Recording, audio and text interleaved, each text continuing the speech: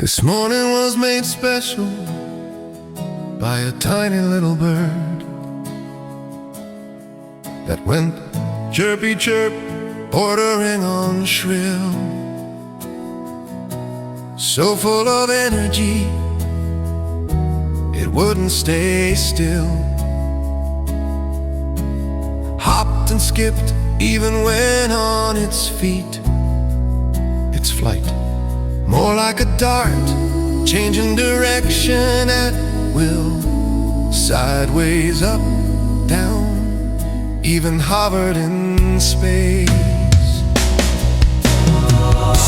I keenly followed this display that did not last for long.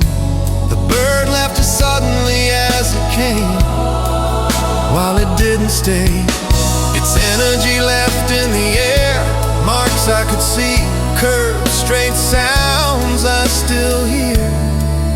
In silence its absence trails, and this makes me wonder, the energy that lives around and within us, in packets small and big.